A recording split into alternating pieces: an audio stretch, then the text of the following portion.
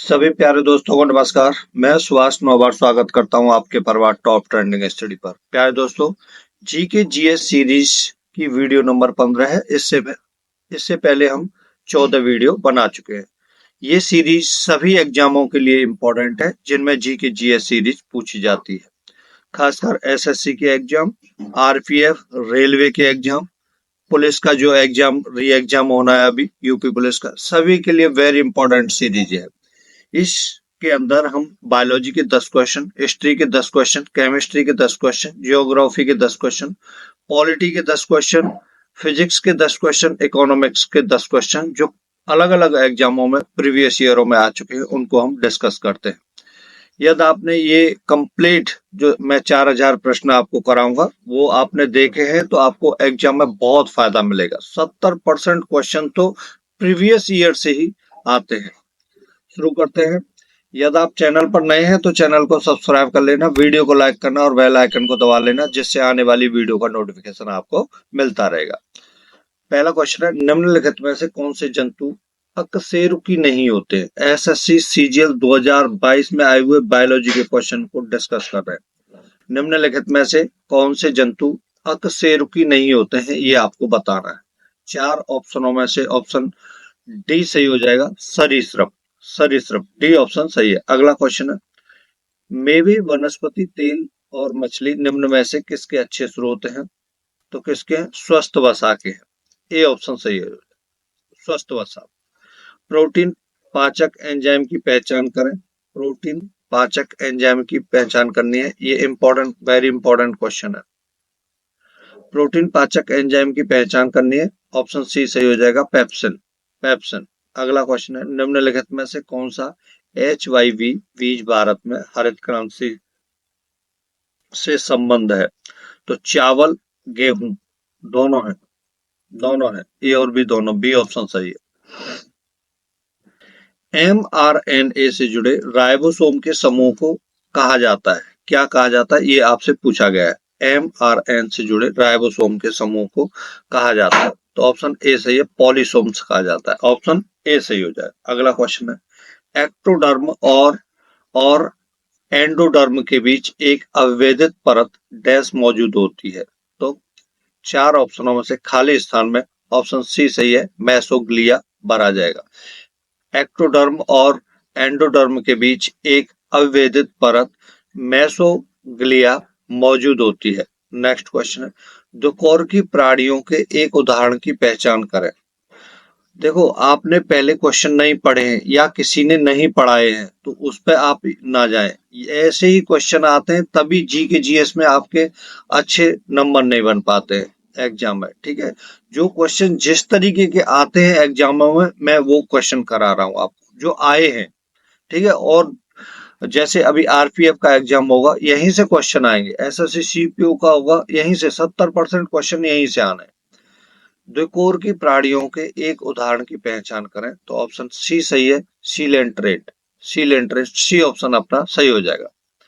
एक खाद्य श्रृंखला में द्वितीयक उत्पादक डैश होते हैं, क्या होते हैं? ऑप्शन सी सही है, शाकाहारी होते हैं। एक खाद्य श्रृंखला में द्वितीयक उत्पादक शाकाहारी होते हैं। अगला क्वेश्चन है, प्लाज्मिड डीएनए के कार्य की पहचान करें। प्लाज्मिड डीएनए के कार्य की पहचान करनी है। 4 ऑप्शनों में से ऑप्शन डी सही है, जीवाणुओं को कुछ विशिष्ट समलक्षणीय लक्षण प्रदान करना, ये प्लाज्मिड डीएनए का कार्य है। अगला क्वेश्चन है, क्लोरेला किस पोषक तत्व से भरपूर होता है? आपको बताना है क्लोरेला किस पोषक तत्व से भरपूर होता है। 4 ऑप्शन दे रखे हैं, 4 ऑप्शनों में से ऑप्शन सी सही है, प्रोटीन। ठीक है, प्रोटीन सी ऑप्शन सही है। अगला हिस्ट्री के क्वेश्चनों को देखते हैं, अगले 10 क्वेश्चनों को। महात्मा गांधी डैश में दक्षिण अफ्रीका से लौटे थे, कब लौटे थे? आपको ये तो पता ही होगा, 1915 में, तो वैसे ही लगा दो आप, है ना, जनवरी 1915 में लौटे। ठीक है, अगला क्वेश्चन है, वज्जी महाजनपद की राजधानी डैश थी, तो कहाँ थी वज्जी महाजनपद की राजधानी? ऑप्शन बी सही है, वैशाली में थी, बी ऑप्शन सही हो जाएगा।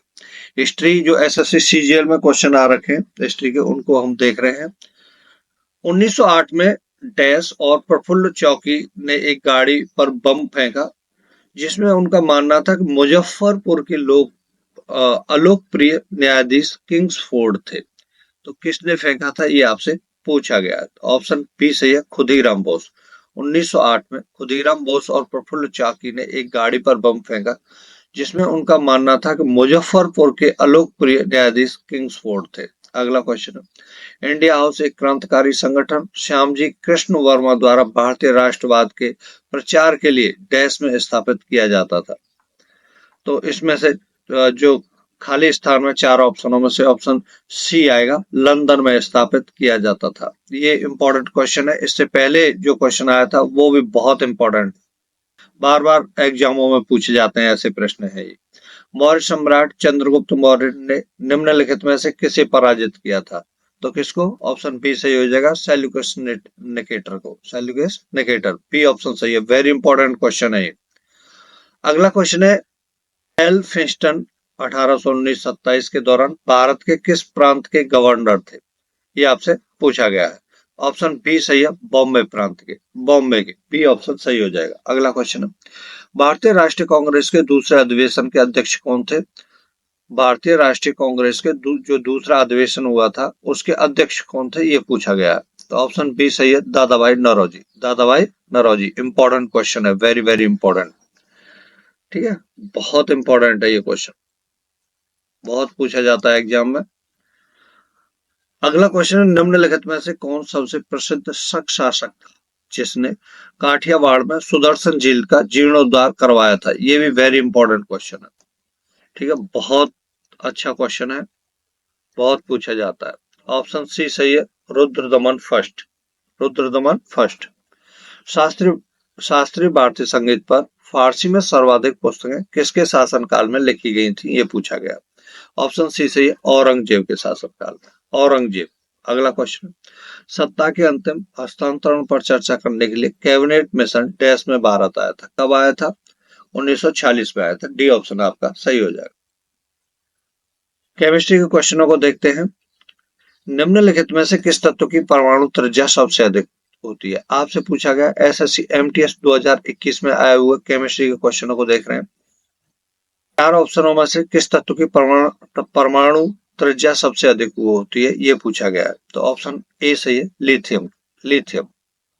नीचे दिए गए विकल्पों में से सर्वाधिक अभिक्रियाशील धातु का चयन कीजिए। सबसे सर्वाधिक अभिक्रियाशील धातु आपको बतानी है। तो ऑप्शन ए सही है, सोडियम है। क्या है? सोडियम। बैटरी एसिड का रासायनिक नाम क्या है? आपसे पूछा गया बैटरी एसिड का रासायनिक नाम क्या है? तो ऑप्शन डी सही है, sulphuric acid. Sulphuric acid, D option आपका सही हो जाएगा। बैटरी एसिड का क्या नाम है? बैटरी में जो एसिड डाला जाता है उसका क्या नाम है? Sulphuric acid. अगला क्वेश्चन है, लिटमस विलियन जब न तो अम्लीय होता है और न ही क्षारीय, तब उसका रंग कैसा होता है? ये आपसे पूछा गया। जब लिटमस विलियन होता है, जब ना तो अम्लीय होता है और न क्षारीय, तब उसका रंग कैसा होता है? तो ऑप्शन सी सही है, बैंगनी होता है, बैंगनी। अगला क्वेश्चन है, क्रोमियम का परमाणु क्रमांक कितना होता है? क्रोमियम का परमाणु क्रमांक कितना होता है? तो ऑप्शन बी सही है, 24। 24। हाइड्रोजन का परमाणु द्रव्यमान लगभग कितना होता है? ये आपसे पूछा गया। हाइड्रोजन का परमाणु द्रव्यमान पूछा गया है, तो ऑप्शन बी सही है, 1 होता है, 1। बी ऑप्शन आपका सही हो जाएगा।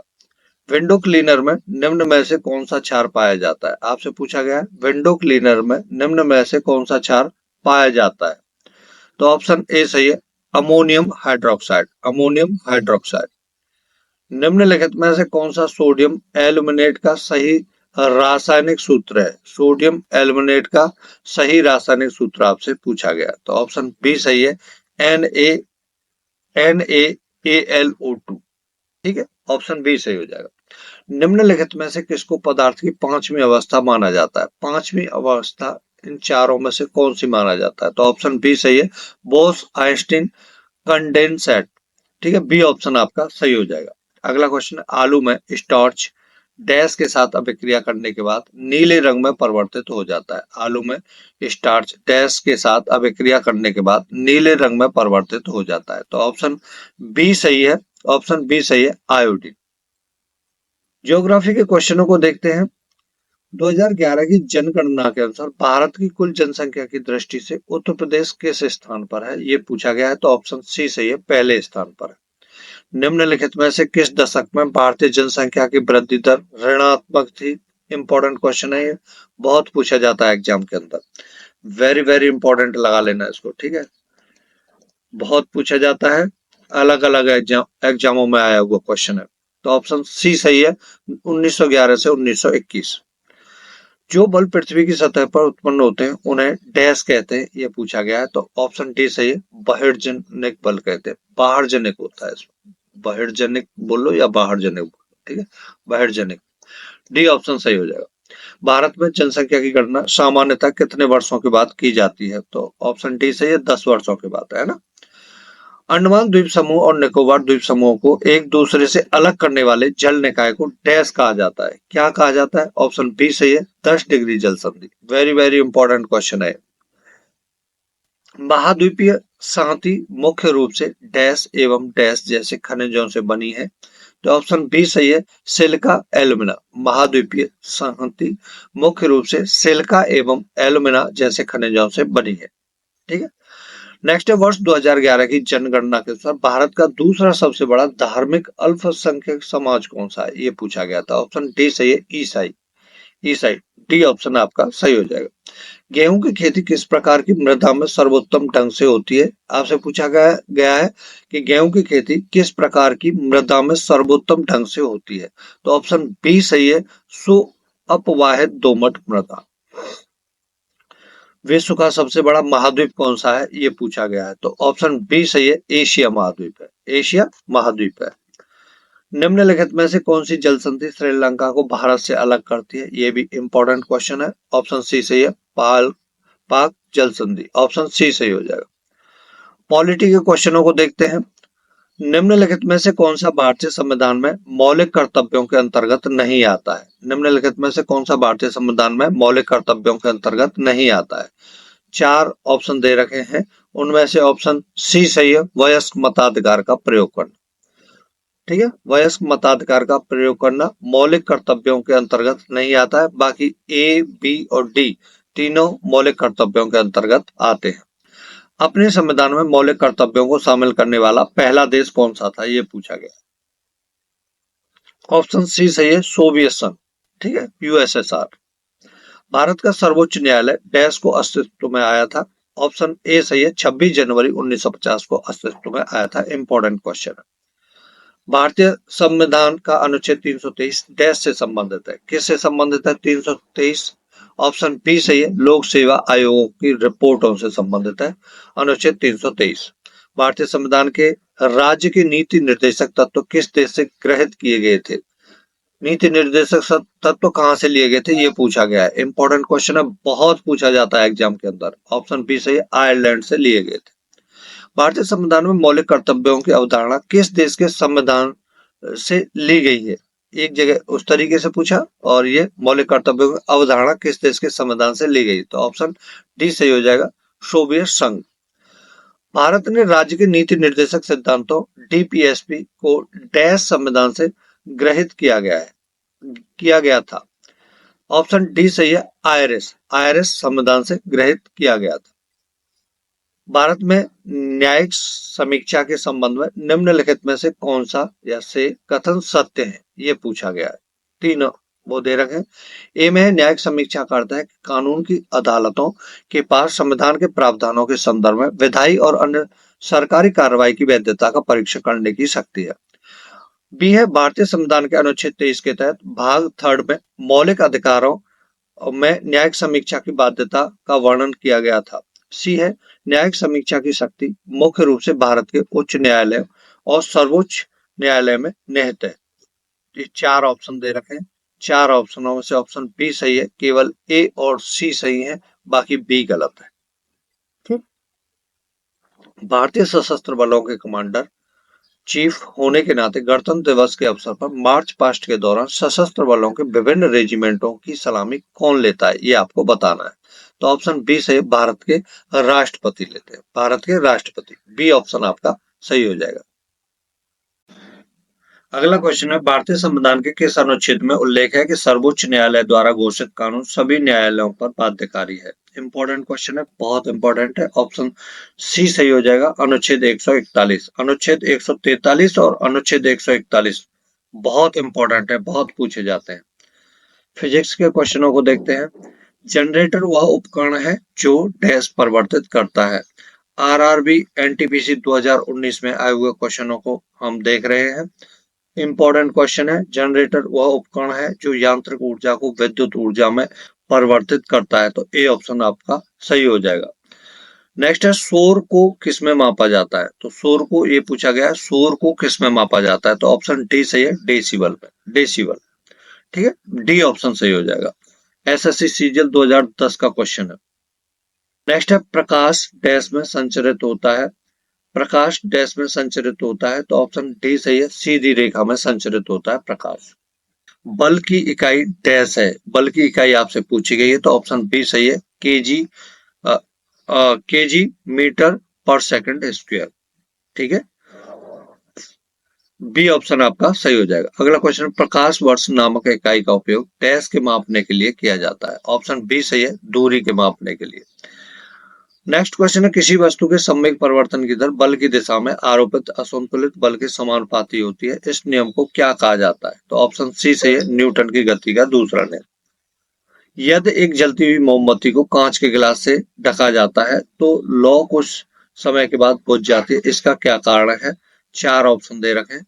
चार, सीमित सल्फर की वजह से ढकी हुई मोमबत्ती कुछ समय बाद बुझ जाती है। सीमित नाइट्रोजन की वजह से ढकी हुई मोमबत्ती कुछ समय बाद बुझ जाती है। सीमित कार्बन डाइऑक्साइड की वजह से ढकी हुई मोमबत्ती कुछ समय बाद बुझ जाती है। सीमित ऑक्सीजन की वजह से ढकी हुई मोमबत्ती कुछ समय के बाद बुझ जाती है। तो ऑप्शन डी सही है, सीमित ऑक्सीजन की वजह से ढकी हुई मोमबत्ती कुछ समय बाद बुझ जाती है। डी ऑप्शन आपका सही है। दाब की एसआई इकाई आपसे पूछी गई है, तो दाब की एसआई इकाई क्या होती है? ऑप्शन ए सही है, पास्कल। इंपॉर्टेंट है, बहुत पूछी जाती है दाब की एसआई इकाई। -273.15 डिग्री सेंटीग्रेड तापमान इनमें से किसके बराबर होता है? तो ऑप्शन ए सही है, 0 केल्विन के। किस ब्रिटिश भौतिक वैज्ञानिक को इलेक्ट्रॉन की खोज से संबंधित उनके कार्य के लिए 1906 में भौतिकी के नोबेल पुरस्कार से सम्मानित किया गया था? ऑप्शन सी सही है, जे थॉमसन को। ऑप्शन सी सही है, जे थॉमसन। अर्थशास्त्र इकोनॉमिक्स के क्वेश्चनों को देखते हैं। किसी पूंजीगत वस्तु के टूट फूट के लिए वार्षिक भत्ता डैश कहलाता है? तो ऑप्शन ए सही है, मूल्यह्रास कहलाता है। ठीक है, ऑप्शन ए सही हो जाएगा। इंपॉर्टेंट क्वेश्चन पूछा जाता है, एसएससी एमटीएस 2022 में आए हुए इकोनॉमी के क्वेश्चनों को देख रहे हैं। निम्नलिखित में से कौन सा पेशा मौसमी बेरोजगारी का एक प्रकार है? किसान, सूचना प्रौद्योगिकी पेशेवर, चिकित्सक, लेखाकार। तो ऑप्शन ए सही है, किसान। नेक्स्ट है, डाक घर बचत बैंकों में बचत जमा मुद्रा पूर्ति की किस माप में शामिल है की जाती है? ऑप्शन ए सही है, M2 में, M2 में। ठीक है, भारत में मौद्रिक नीति समिति की अध्यक्षता कौन कौन करता है? भारत में मौद्रिक नीति समिति की अध्यक्षता कौन करता है, ये पूछा गया था। ऑप्शन सी सही है, गवर्नर, भारतीय रिजर्व बैंक। अगला है, ट्रेजरी जो राजकोष है, बिल डैश द्वारा जारी किए जाते हैं? तो ऑप्शन सी सही हो जाएगा, भारत सरकार द्वारा जारी किए जाते हैं। निम्नलिखित में से कौन भारत में एकमात्र नोट जारी करने वाला प्राधिकरण है? तो ऑप्शन बी सही है, भारतीय रिजर्व बैंक। ऑप्शन बी सही है, भारतीय रिजर्व बैंक। वह ब्याज दर है जिस पर भारतीय रिजर्व बैंक आरबीआई देश के व्यावसायिक बैंकों को ऋण देता है। ऑप्शन ए सही है, रेपो दर, रेपो रेट। इंपॉर्टेंट है ये क्वेश्चन। यदि हम जीएनपी से मूल्यह्रास घटाते हैं तो हमें जो कुल आय प्राप्त होती है उसे डैश कहा जाता है। क्या कहा जाता है? ऑप्शन ए सही हो जाएगा, शुद्ध राष्ट्रीय उत्पाद कहा जाता है। निम्नलिखित में से किस प्रकार की बेरोजगारी को वास्तविक मजदूरी बेरोजगारी के रूप में भी जाना जाता है? चार ऑप्शनों में से ऑप्शन सी सही है, चिरसम्मत बेरोजगारी कहा जाता है। ठीक है, चिरसम्मत बेरोजगारी के रूप में भी जाना जाता है।